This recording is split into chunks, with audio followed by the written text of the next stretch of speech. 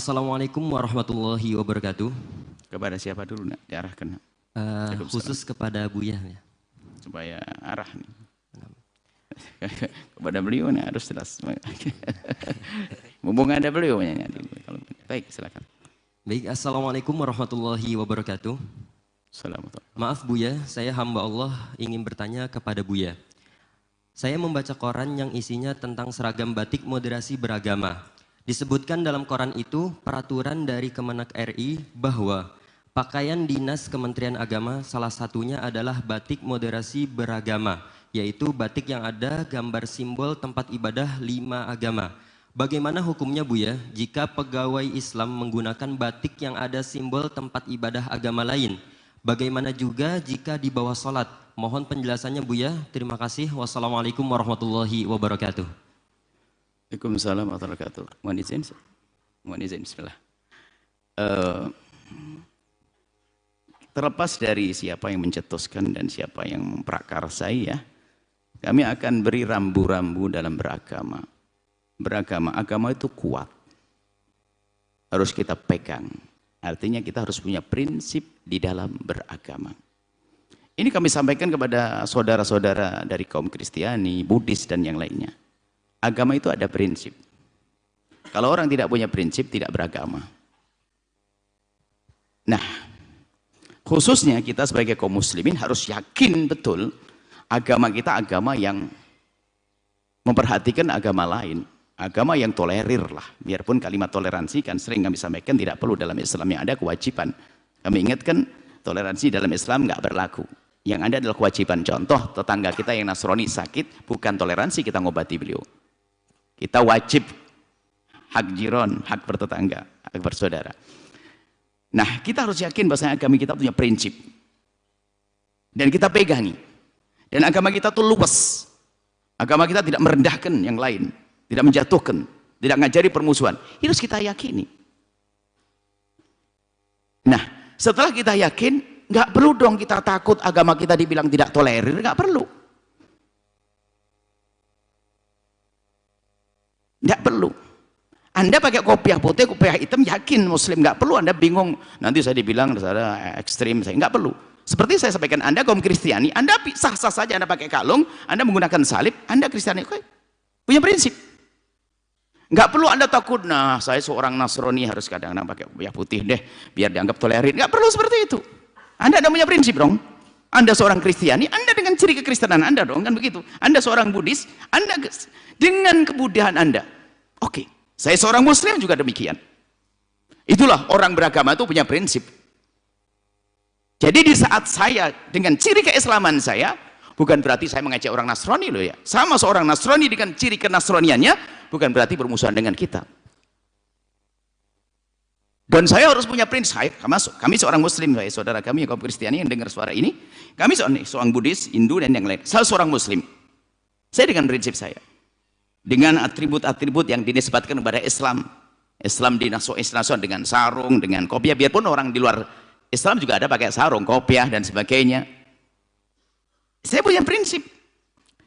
Dan kami pun tidak perlu memakai baju khas Anda sebagai seorang Buddhis atau khas seorang Nasrani. Seperti halnya Anda, untuk saya anggap sebagai seorang Kristen yang tolerir, Anda tidak perlu pakai jubah begini deh untuk duduk dengan kami.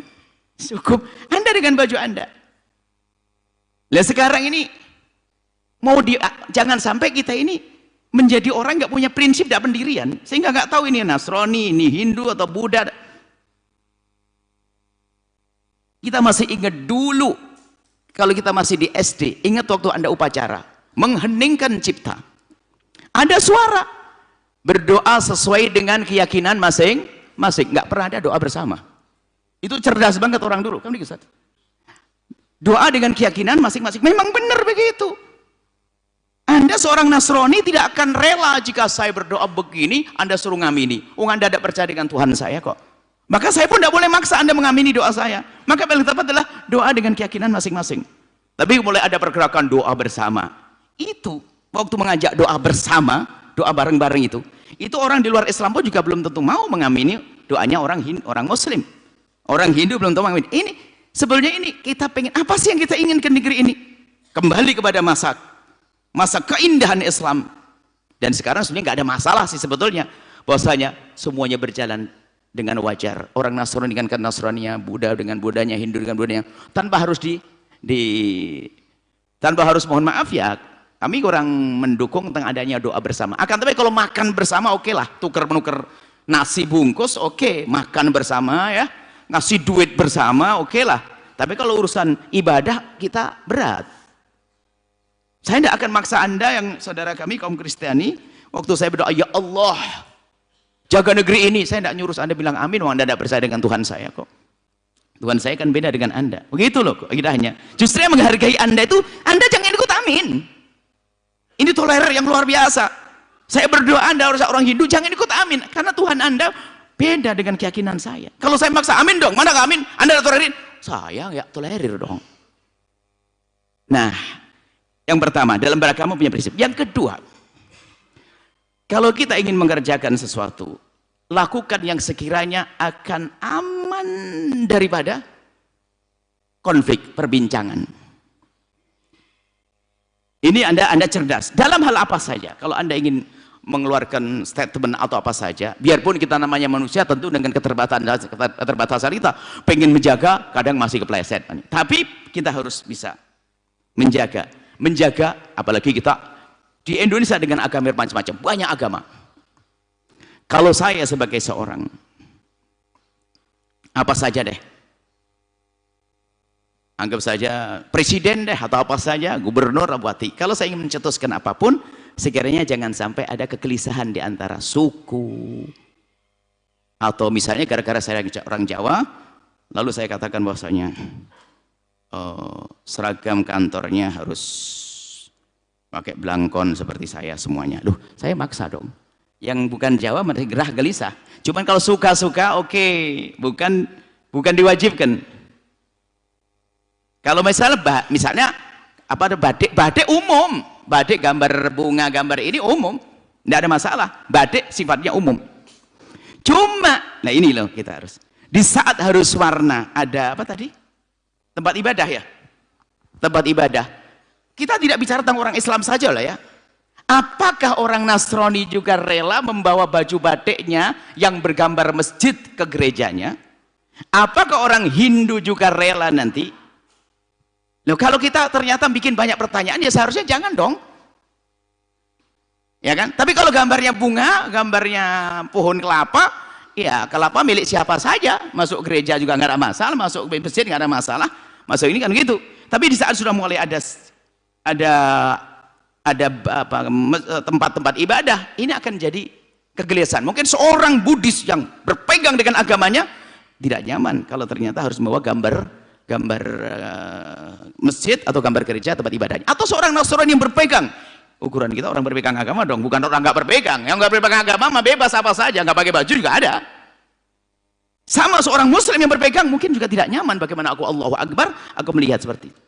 Nah, hendaknya hal yang demikian ini kami himbau kepada siapapun. Tadi dari mana? Dari hendaknya dipikir ulang dong, jangan sampai seperti itu. Ini kan kegelisahan, jangan dianggap kalau yang ngomong orang Islam, gelisahannya orang Islam tidak toleran. Enggak, semua agama bisa saja punya kegelisahan yang serupa. Coba kalau diganti dengan sesuatu yang sepakat, yang nggak ada masalah. Gambar mega milik siapa saja. Mega milik orang Kristen, Hindu, Buddha dan sebagainya. Ya kan, gambar pulau, oke. Tapi di saat sudah mulai gambar ini akan ada konflik. Maka orang yang bijak hendaknya jangan mengeluarkan sesuatu yang menjadikan orang akan berkontroversi. Karena itu menjadikan kegelisahan. Yang semula bersahabat, bahkan mungkin kakak adik menjadi bermusuhan gara-gara itu. Yang satu mendukung, satu tidak. Kan begitu. Apalagi yang namanya seorang hakim misalnya. Mohon maaf ini kepada, tadi dinisbatkan kepada siapa? Kemenak. Kita doakan supaya tidak ada kita mencaci, menghinakan, menjelekkan siapapun. Tapi himbau kepada dari presiden, dari gubernur, dari kementerian dan sebagainya. Hendaknya kalau mencetuskan sesuatu itu, jangan sampai ada yang gelisah. Apalagi ketersinggungan, apalagi menjadikan kontroversi, perselisihan. Hendaknya semacam itu. Ini adalah masalah kepekaan di dalam membaca masyarakat saja ya. Jangan sampai kita setiap keluar sesuatu bikin orang ribut, bikin orang masalah. Enggak seperti itu. Jadi orang hebat di saat mengambil ikan itu, ambillah ikan tapi jangan keruh airnya, kan begitu. Kalau kita ingin membuat satu perubahan, buat perubahan seperti dulu para wali-wali songo membuat perubahan, tidak ada yang gelisah. Bahkan orang di luar Islam tidak gelisah. Orang tiba-tiba sudah beragama tapi tidak pernah kegelisahan. Hebat tanpa membuat kegelisahan, tanpa membuat kerisauan, itu hebat. Kemudian kalau masalah sholat, kan kita masalah sholat kan hukum. Bahkan sholat di gereja itu bagaimana? Dulu kan pernah ditanya juga. Sholat di gereja ya bisa saja tetap wajib. Misalnya saya kehujanan, terjebak. Akhirnya kita minta izin sama yang punya gereja, saya kehujanan. Saya dikasih singgah di gereja. Asar mau habis. Sholat apa saya? Sholat asar di mana? Ya di gereja dong. Nah kasusnya kan kehujanan dan terdesak. Dalam keadaan normal, misalnya itu makruh. Dalam keadaan lebih normal lagi, ngapain kamu sholat di gereja? Seorang muslim kok aneh-aneh banget. Nggak punya musola, kan begitu. Jadi kalau masalah hukum masih sederhana. Sekarang bermasalah bukan masalah itu. Masalah itu kita harus benar-benar cerdas menggalang persatuan umat, kesatuan umat, kedamaian umat tanpa membuat kegelisahan dalam beragama. Ini yang kita butuhkan saat ini. Sehingga seorang Nasrani dengan seorang Muslim duduk benar-benar berdampingan. Muslim dengan prinsipnya, Nasrani dengan prinsipnya, bisa minum teh bersama. Tanpa harus seorang Nasrani pakai kopiah seperti saya. Ini adalah bahan buat semuanya. Baru nanti akan muncul ini perdamaian. Perdamaian itu bukan perdamaian basa-basi. Dan hendaknya semua dari kita itu jangan merasa takut Islam. Misalnya ada kaum muslimin yang mewakili daripada teror. Padahal bukan dari Islam. Tapi tidak usah takut, itu bukan kita kok, bukan Islam kok. Di luar Islam ada teror, Islam mengajarkan teroris. Saya yakin Islam mengajarkan teroris. Biarpun katanya ada orang pakai kopiah putih, Pak Haji ngebon, itu urusan pribadi dia. Islam tidak mengajarkan. Dan tidak usah saya bingung-bingung, enggak. Pokoknya saya punya prinsip dong beragama. Islam indah kok. Anda mungkin kaum Kristiani, kalau Anda ingin bertamu kepada kami, pengen makan apa saja, sekali lagi saya mampu, saya siapkan makanan. Anda kaum Hindu, kaum Buddha, tidak ada masalah, kita bersaudara, satu bangsa, satu tanah air. Akan tapi mohon kepada siapapun, jika ada cetusan-cetusan, tolong jangan bikin kegelisahan. Hendaknya kita bikin sesuatu yang enak aja, Masya Allah, yang nyaman, ya. Jangan sampai kita, aduh, umat ini sudah perlu banyak tenang. Kita sudah biasa ribut. Dari sekarang pun aromanya belum, bau-bau perselisihan belum ada, 01, 02. Padahal pejabatnya sudah pada besanan. Ini kita yang di bawah kadang masih berantem, kan gitu ya. Kita sudah biasa dengan permusuhan, sudahlah selesai. Kita perlu keindahan yang sesungguhnya. Mohon maaf kalau tadi dinisbatkan kepada Kemenak, kami tetap husnudzon kepada siapapun dari hamba-hamba Allah di saat ingin mencetuskan adalah mungkin bab ijtihad. Akan tapi kita harus tahu bahasanya ijtihad bisa saja ijtihad yang benar, ijtihad yang salah, dan yang kami sampaikan ijtihad dan ketahuilah ini bahasa cinta kami. Dimulai dari kali Kemenak, harapan kami adalah Kemenak adalah dicintai oleh umat. Kemudian presiden dicintai oleh umat, gubernur dicintai oleh umat, membuat kedamaian. Tujuan kita itu. Biarpun setelah itu saya ketemu Pak Presiden atau tidak, nggak penting. Apakah saya ketemu Pak Gubernur, nggak penting. Saya ketemu, nggak penting. Yang penting kita sama damai-damai. Kalau kita sama Muslim, kita ketemu di surga. Yang agama beda, mereka punya keyakinan yang berbeda. Tapi ingat, tidak boleh bermusuhan. Ingat, mohon kepada siapapun. Jika Anda punya keputusan-keputusan, hendaknya Anda upayakan agar tidak mengundang kontroversi. Mungkin Anda bertanya, lah Buya ngomong begini mengundang kontroversi. Nah itulah kelemahan saya. Kalau memang ternyata omongan kami mengundang kontroversi, itu murni saya manusia yang masih punya kekurangan. Semoga Allah menjadikan kita hamba yang saling mencintai karena Allah. Anda, kaum Buddhis, Hinduis, Kristiani, kita satu bangsa. Ayo kita berdamai. Anda dengan prinsip Anda. Anda makmurkan gereja Anda, makmurkan pura Anda, makmurkan dengan cara tanpa harus menyakiti agama lain. Indah, selesai. Nggak ada masalah. Tapi kalau sudah mulai hal-hal yang membuat yang seperti ceritakan, hendaknya ayo kita pikir kembali. Bisa jadi yang kami sampaikan adalah salah, jangan dia mohon maaf. Dan mohon tidak ada yang tersinggung dengan kalimat ini. Jika ada kalimat yang menyinggung, lagi-lagi itu kelemahan kami dan kami mohon maaf. Kalau tadi Kemenak dan kami mohon maaf kepada beliau-beliau dan juga siapapun yang ada urusan dengan hal ini, kami mohon maaf. Semata-mata kami rindu perdamaian dan kedamaian. Kami cintai semuanya. Kami rindu damai, nuhibbukum billah. Kami cintai semua karena Allah. Wallahu a'lam bishawab. Setelah Anda menyaksikan video ini, jangan lupa berselawat kepada baginda Nabi Muhammad sallallahu alaihi wa alihi wa sahbihi wasallam.